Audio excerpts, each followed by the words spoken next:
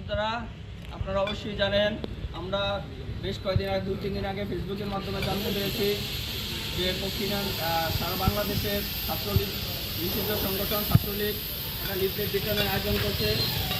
উপলক্ষে আমরা পক্ষীগণ ছাত্রদল আজকে সারা বাংলাদেশের একটা বিক্ষোভ আয়োজন করছি।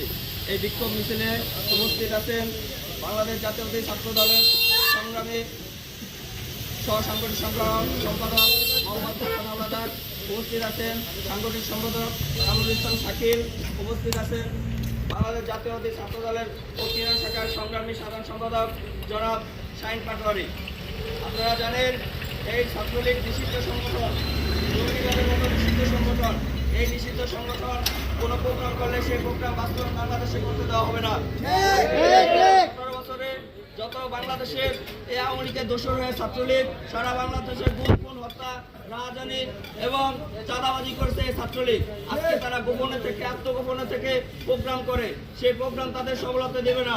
সেই প্রোগ্রাম আমরা সারা বাংলাদেশের ছাত্র দল তাদের প্রোগ্রামকে প্রতিহত করব।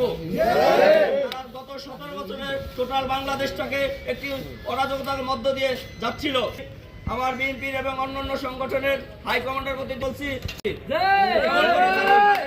আওয়ামী লীগকে পুনর্বাসন করতে চান, অথচ আজকের এই দিনে যদি জুলাই বিপ্লব যদি সফল না হয়তো আজকে আমাদের ভাইরা কেউ কারাগারে থাকতো, কেউ মাটির নিচে থাকতো, কেউ গুম হয়ে যেত।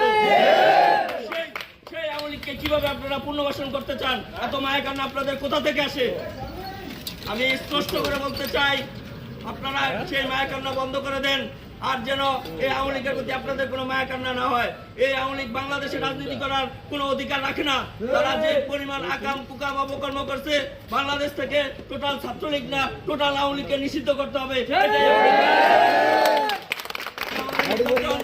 সেই ছাত্র দলের ছায়াতলে এসে তাদের ভালোবাসা নিয়ে কাজ করেন, সবার প্রতি কাজ করে দেন। আমার নেতা আল্লাহ সাদিক ইব্রাহিমকে যেন আমরা আবার সংসদে পাঠিয়ে তাকে এমপি মন্ত্রী করে এই পক্ষী ইউনিয়নকে টোটাল 52 থানাকে ডিজিটাল রূপে রূপান্তরিত করতে পারি, এই আশা ব্যক্ত করে আমি আমার সংক্ষিপ্ত বক্তব্য এখানে শেষ করছি।